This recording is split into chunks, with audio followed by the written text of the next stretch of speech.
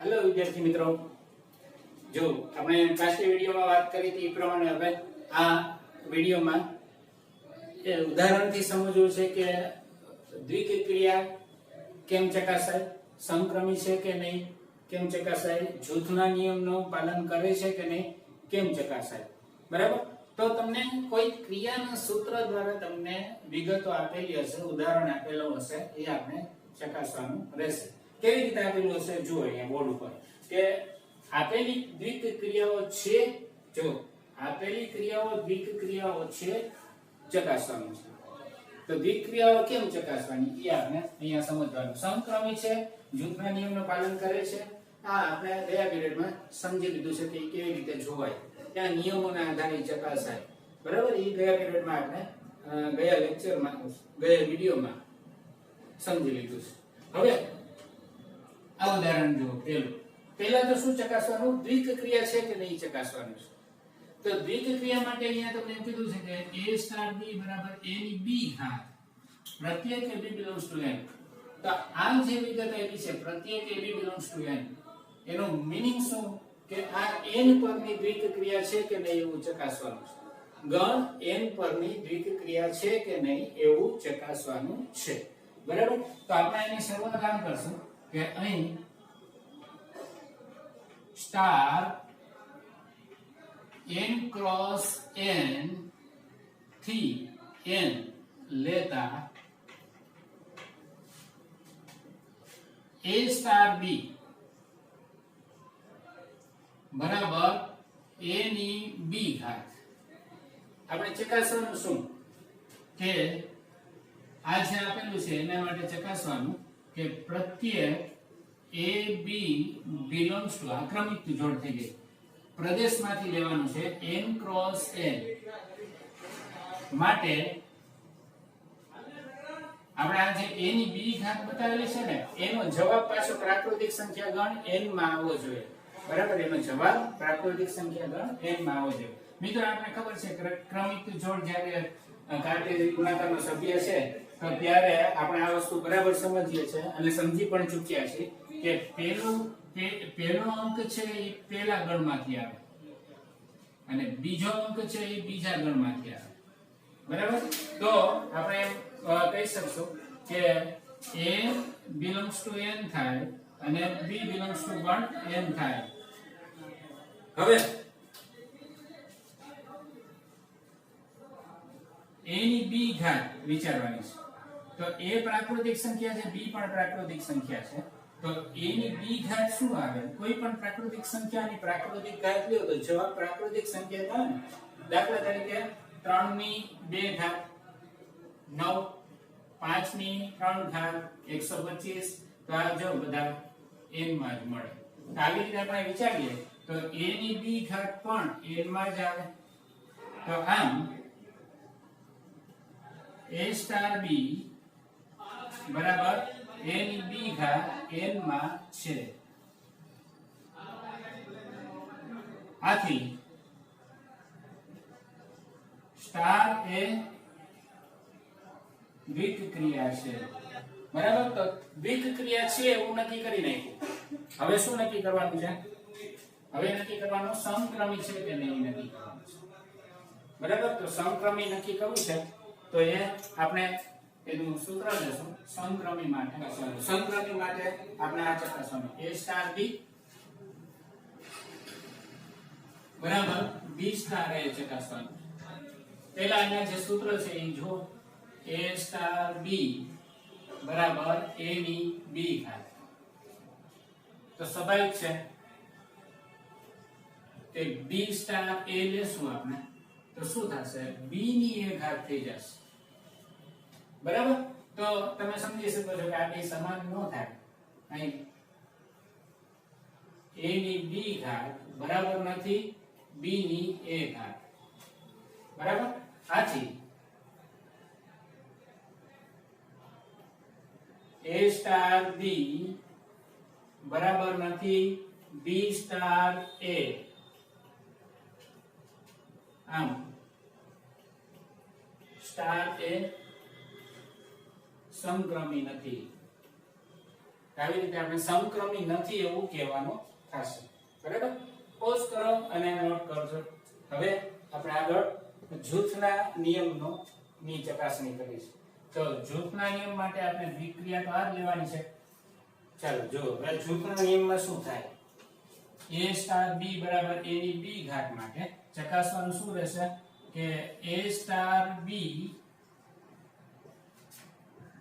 Star c બરાબર a star b star c જૂથનો નિયમ ચકાસવાનો છે. તો અહીં પહેલા આપણે લેશું a star b star c. આ છે આપણો ડાબી બાજુ.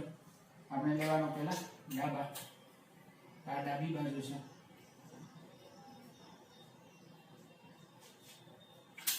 હવે a સ્ટાર b નું સૂત્ર છે a ની b ઘાત ને પછી લખવાનું છે પાછું સ્ટાર c. આના બરાબર. હવે ધારો કે a સ્ટાર b નો જવાબ છે m છે, તો m સ્ટાર c જ્યાં a રેસ ટુ b બરાબર m લેતા. બરાબર? તો હવે m સ્ટાર c નો જવાબ લખવાનો. એટલે હવે અહીંયા વિચારો મિત્રો કે a સ્ટાર b બરાબર a ની b ઘાત આપેલું છે, તો a પહેલા અંક છે, b બીજો અંક છે, તો પહેલા અંકને આધારમાં મૂકવાનું છે, બીજા અંકને ઘાતમાં મૂકવાનું છે. બરાબર? તો અહીંયા પણ એમ જ થશે. m પહેલા સ્થાને છે, c બીજા સ્થાને છે, તો તમારે પહેલાને આધારમાં મૂકવાનું છે અને બીજાને ઘાતમાં મૂકવાનું છે. તો m રેસ ટુ c થઈ જશે, m ની c ઘાત થઈ જશે. હવે આથી ડાબા બરાબર શું? ડાબા બરાબર m ની c ઘાત. એટલે m પાછો મૂકો તો a ની b ઘાત અને આખાની c ઘાત આવશે. એટલે જવાબ આવ્યો a raise to bc. a raise to bc. આ થઈ ગયું ડાબા. હવે જમણી બાજુમાં શું થાય? જવાબ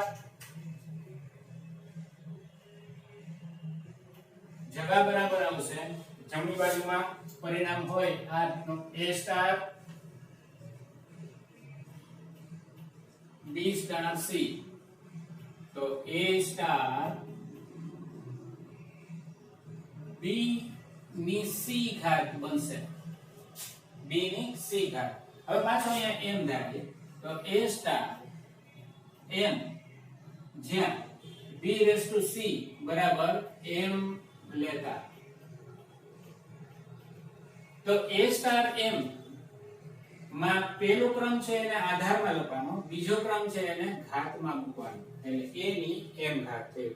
હવે m પાછો લ્યો તો m પાછો મૂકો તો a ની m ઘાત એટલે a આખાની b raise to c ઘાત. હવે તમે જોવો છો મિત્રો, આ છે a રેસ ટુ bc અને આ છે a raise to b raise to c. તો બે સમાન થાય? ન થાય. આની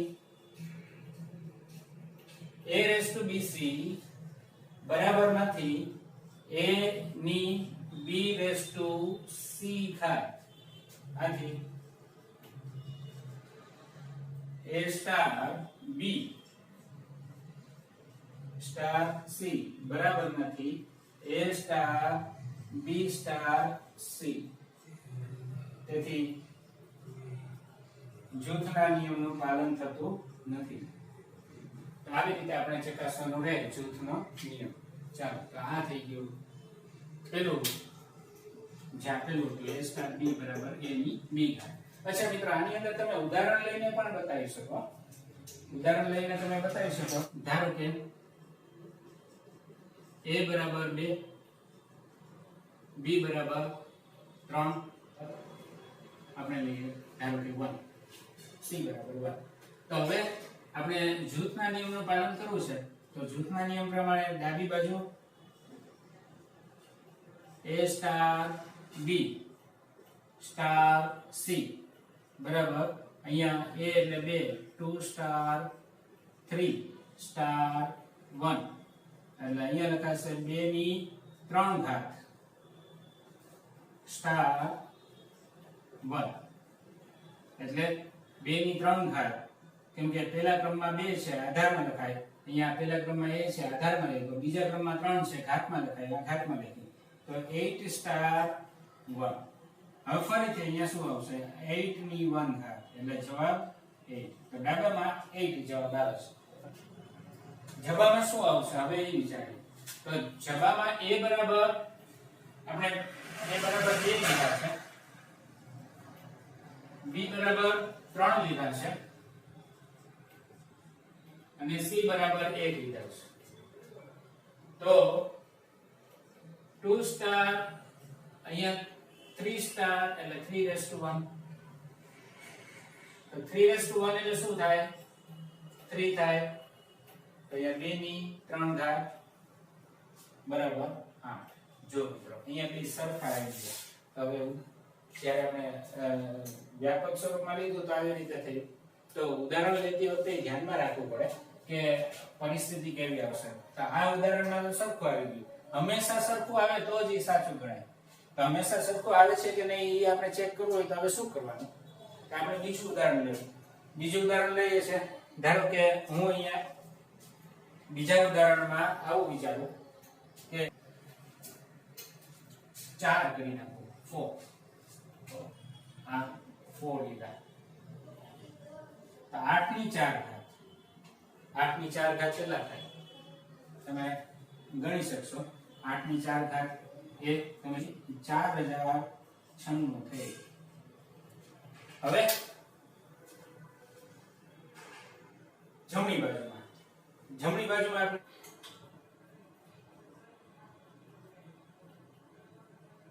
તો 3 ની 4 ઘાત કેટલા મળશે? 3 ની 4 ઘાત એટલે 3 તેરી 9 તેરી 27 તેરી 81. 3 તેરી 9 તેરી 27 તેરી 81 એટલે 81 આવશે. તો 2 ની 81 ઘાત. હવે સ્વાભાવિક છે કે આને તમે કદાચ સાદુરૂપ ન આપો તો અહીંયા 2 ની 81 ઘાત થઈ અને અહીંયા તમે સાદુરૂપ આપો આવી રીતે તો 2 ની 3 ઘાત ની 4 ઘાત એટલે આ શું બને 2 ની 12 ઘાત બને. તો જોઈ શકાય ને કે 2 ની 12 ઘાત અને 2 ની 81 ઘાત ક્યારેય સરખા ન બને. રાઈટ? તો બે આ અહીંયા શું થયું કે જૂથના નિયમનું પાલન ન થયું. બરાબર? તો આવી રીતે આપણે બતાવી શકીએ છીએ. ઉદાહરણથી પણ બતાવી શકીએ. પણ ઉદાહરણ લેતી વખતે ધ્યાનમાં રાખવાનું કે જ્યારે નથી તો એવું એક જ ઉદાહરણ કાફી છે અને જ્યારે છે તો ઘણા બધા ઉદાહરણ આપવા પડે અને જ્યારે હોય ત્યારે વ્યાપક રીત કરવી જ સહેલી પડે. આ જે આની પહેલા કરી હતી ABC ના સ્વરૂપમાં જ રાખીને ગણતરી કરવી એ વ્યાપક રીત કહેવાય. તો વ્યાપક રીત બતાવવી જ સહેલી પડે. બરાબર? તો આ આપણે આવી રીતે પણ ગણી શકીએ પણ જ્યારે ના હોય ત્યારે જૂથના નિયમનું પાલન અહીંયા કરશું. A B બરાબર A * B/2. તમે વિડિયોને પોઝ કરો અને જાતે ગણો. બરાબર? તમે આ જાતે ગણી લ્યો થઈ જાય એટલે પછી વિડિયો આગળ પ્લે કરજો. તો એનું સોલ્યુશન હમણાં જ પાછું સોલ્વ કરાવું છું. પણ એક ટ્રાય તમે ચાલો મિત્રો મેં તમને હમણાં કીધું કે તમે જાતે ટ્રાય કરજો પણ અહીંયા તો કઈ ગણ તો આપેલો નથી. ક્યાં ગણમાં દ્વિક્રિયા છે એ તો કીધું નથી. તો તમે અહીંયાથી કેવી રીતે આમ ગણી શકો? બરાબર? અહીંયા તો કીધું છે કે પ્રત્યેક AB belongs to N. પણ આમાં કાંઈ નથી કીધું. તો મિત્રો યાદ રાખજો કે કાંઈ ના કીધું હોય ને ત્યારે વાસ્તવિક સંખ્યા ગણ R માં સમજી લેવાનું. બરાબર? આ ગણિતનો નિયમ છે. કાંઈ ઉલ્લેખ ન કરેલો હોય તો તમે એ ગણતરી સામાન્ય રીતે વાસ્તવિકતા સ્વીકારીને વાસ્તવિક સંખ્યા ગણમાં કરો. બરાબર? અન્યથા તમને કઈ ને કઈ સ્પષ્ટ આવી રીતે કીધેલું જ હશે કે આ ગણ પરની દ્વિક્રિયા ચકાસવાની છે કે છે તો સમક્રમી કે જૂથના નિયમનું પાલન કરે છે કે નહીં ચકાસવાનું આવે. બરાબર? તો અહીંયા કઈ નથી કીધું એટલે આપણે શું સમજશું કે R પરની દ્વિક્રિયા છે એમ સમજશું. હવે આ બીજું છે એ આપણે સોલ્વ કરીએ છીએ. તો દ્વિક્રિયા લખવી છે તો પહેલા આમ લખશું અહીં સ્ટાર R પ્લસ R થી R A સ્ટાર B બરાબર A into B/2 આપેલું છે.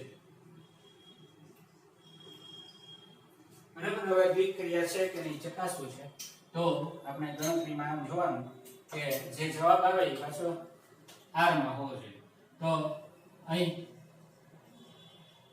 પ્રત્યેક AB belongs to R cross R માટે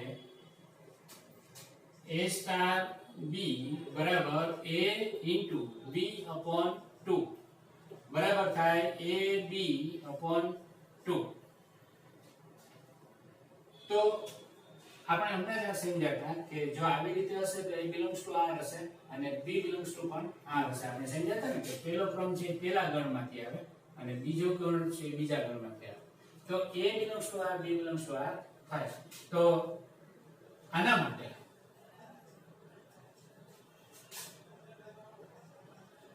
તો બે વાસ્તવિક સંખ્યાનો ગુણાકાર કરો એ બી આવે તો એ પણ વાસ્તવિક સંખ્યા જ હોય. સમજી શકો છો આટલી સાદી ગણતરી. એને ભાગ્યા 2 કરો તો એ પણ ક્યાં હોય? R માં જ હોય. એટલે આપણે લખશું કે આ R માં મળે છે. આથી સ્ટાર એ દ્વિક ક્રિયા છે. જો આ કોઈ બીજા ગણમાં મળતી હોય તો દ્વિક ક્રિયા ન કહેવાય. ધારો કે અહીંયા એમ કહી દીધું કે n પરની દ્વિક ક્રિયા છે. ક્યાં ગણ n પરની દ્વિક ક્રિયા છે. તો આપણે અહીંયા શું લખવું પડે? n ક્રોસ n થી n લખવું પડે. સોરી અહીંયા નહીં પણ આના માટે n ક્રોસ n લખવું પડે. અહીંયા એમ જ લખવું પડે ને સ્ટાર n ક્રોસ n થી n લખવું પડે. તો અહીંયા a ક્યાંથી આવે? n માંથી આવે. b ક્યાંથી આવે? n માંથી આવે. તો બે પ્રાકૃતિક સંખ્યા થઈ ગઈ એનો ગુણાકાર પ્રાકૃતિક સંખ્યા જ આવે. બરાબર છે? તો ગુણાકાર પ્રાકૃતિક સંખ્યા આવે પણ ભાગ્યા 2 કરો તો પ્રાકૃતિક સંખ્યા હોય ખરી ન પણ હોય. જો આ યુગ્મ સંખ્યા થાય ગુણાકાર તો આવે અને યુગ્મ સંખ્યા ન થાય તો ના આવે. તો દ્વિક્રિયા નથી એમ કહેવું પડે. બરાબર? તો પછી આગળ આ ચકાસવાનું આવે જ નહીં. જૂથનો નિયમ કે સમક્રમી છે એવું બતાવવાનું આવે જ નહીં. દ્વિક્રિયા હોય તો જ બતાવવાનું આવે. દ્વિક્રિયા ન હોય તો નહીં બતાવવાનું. સમજાઈ ગયું? તો હવે આપણે અહીંયા તો R માટે લીધું છે. તો R માટે તો દ્વિક્રિયા થશે પણ n કે z આ z માં નહીં થાય ને. બરાબર ને? n કે z માટેની દ્વિક્રિયા કીધી હોય તો આ દ્વિક્રિયા નથી તેમ કહેવાનું. કોના ઉપર? n અને z ઉપર દ્વિક્રિયા નથી તેમ કહેવાય. q ઉપર કીધી હોત તો અહીંયા q ક્રોસ q થી q આવે. ગણ q સમય સંખ્યા ગણ q. q ક્રોસ q થી q આવે. તો એમાં બને કેમ કે એમાં સમય સંખ્યા હાજર છે. કદાચ આ બેનો ગુણાકાર એવો આવ્યો હોત કે a બરાબર 5 હોય b બરાબર 5 હોય તો 5 ગુણ્યા 5 25 ભાગ્યા 2 તો એ તો q માં હોય ને. બરાબર? 25 ભાગ્યા 2 એ ગણ સમય સંખ્યા ગણ q માં હોય પણ પૂર્ણાંક સંખ્યા ગણ z માં ન હોય કે પ્રાકૃતિક સંખ્યા ગણ n માં પણ ન હોય. તો આ જે દ્વિક્રિયા આપેલી છે આવી રીતે આ સૂત્ર દ્વારા a સ્ટાર b બરાબર a into b by 2 એ ગણ n અને z પરની દ્વિક્રિયા નથી પરંતુ q અને r પરની દ્વિક્રિયા છે. સમજાઈ ગયું? તો આવી રીતે આપણે બતાવી દીધું દ્વિક્રિયા છે. હવે ક્રમનો નિયમ ચકાસવાનો છે એટલે કે સમક્રમી છે કે નહીં બતાવું છું. તો સમક્રમી માટે શું કરવાનું?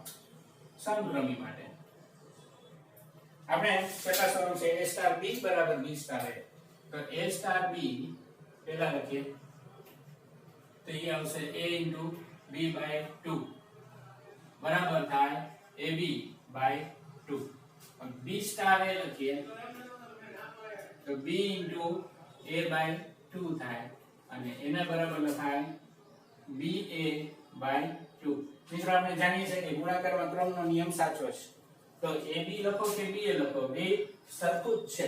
બેનો જવાબ કેવો આવે છે? સરખો જ આવે. એટલે આપણે અહીંયા કહેશું કે અહીં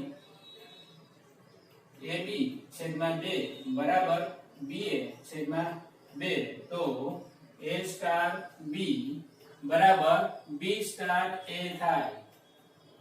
થવાથી ક્રમના નિયમનું પાલન થાય છે. તેથી સ્ટાર સમક્રમી છે. સમક્રમી છે.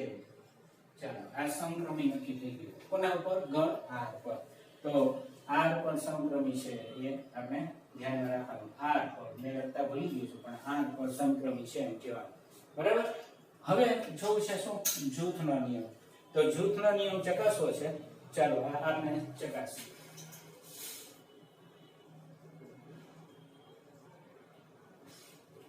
આ પરિણામ આપણે ચકાસવું છે. તો પેલા ડાબી બાજુથી લેશું પરિણામ. ડાબી બાજુથી પરિણામ લઈ તો આવી રીતનું બનશે કે પ્રત્યેક A, B, C belongs to R માટે A star B star C બરાબર A into B by 2 આ આપણે મૂકી દીધું સ્ટાર C લખાશે. હંમેશા કૌંસથી શરૂઆત કરવાની. કૌંસમાં A star B છે તો ત્યાંથી આપણે આ શરૂઆત કરીએ છીએ. તો A into B by 2 star C આવી રીતે લઈએ. હવે અહીંયા શું બનશે? A ગુણ્યા B છેદમાં 2 થશે અને સ્ટાર C આવશે. બરાબર. તો આવું પદ મળ્યું. હવે આને તમે ઓબ્ઝર્વ કરો કે પહેલી સંખ્યા A છે તો અહીંયા આવી રીતે છે A, બીજી સંખ્યા B છે તો ગુણાકારમાં ડોટ છે એટલે ગુણાકારની નિશાની સમજવાની, વચ્ચે ડોટ છે તો બીજી સંખ્યા ભાગ્યા 2 લેવાનું છે અને પછી ગુણાકાર કરવાનો A સાથે. આવી રીતે આપણે જોવાનું. તો આ પહેલી સંખ્યા છે, સ્ટાર કરીને બીજી સંખ્યા C છે.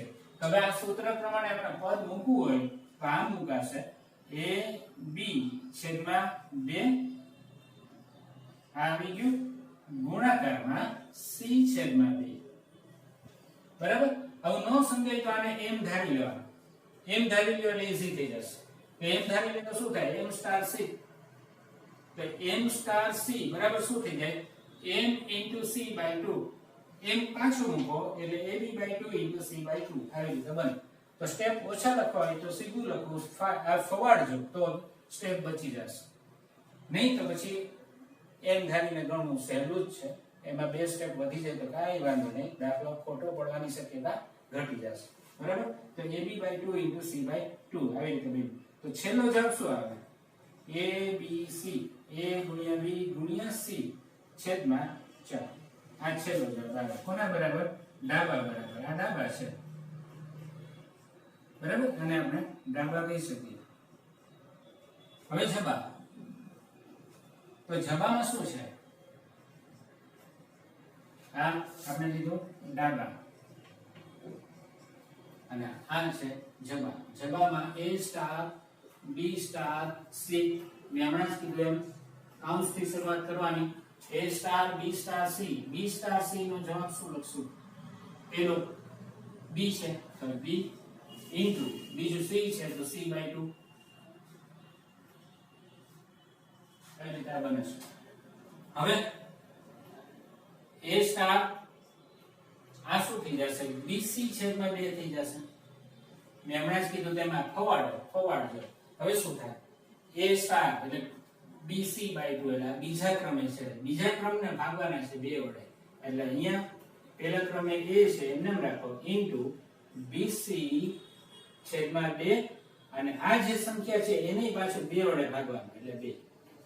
તો ફાઇનલી મળશે શું? A into BC છેદનો છેદ અંશમાં આવે, છેદનો છેદ અંશમાં આવે એટલે 2 ગુણ્યા 2 થાય એટલે જવાબમાં થશે ABC છેદમાં 4. જો આ જવાબ આવે. બરાબર. તો આમ બન્યું શું? આમ અહીંયા લખું છું. આમ ડાબા બરાબર જબા થવાથી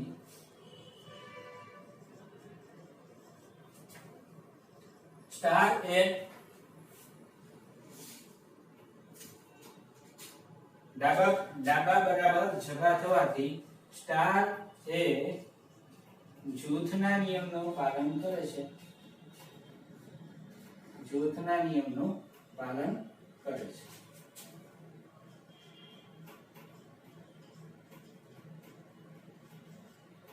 આવી રીતે થઈ જશે. બરાબર. તો આ બે ઉદાહરણ આપણે સમજ્યા છે એ તમે બરાબર ધ્યાનમાં રાખજો. હવે આવા જ બીજા સ્વાધ્યાયના દાખલાઓ તમારે ગણવાના છે. સ્વાધ્યાય 1.4 ના એ આપણે હવે તમને હોમવર્કમાં આપીએ છીએ. હોમવર્કમાં ટ્રાય કરજો. સેલ્ફ પ્રેક્ટિસ કરજો, બરાબર? આવી રીતે તમારે એ ગણતરી કરવાની થશે. તો ચાલો આજની વિડીયોમાં અહીંયા સુધી. હવે આગળ આપણે તટસ્થ ઘટક અને વ્યસ્ત ઘટક સમજવાના છે. એ આગળની નવી વિડીયોમાં સમજશું, બરાબર? ઓકે, આવજો, બાય બાય.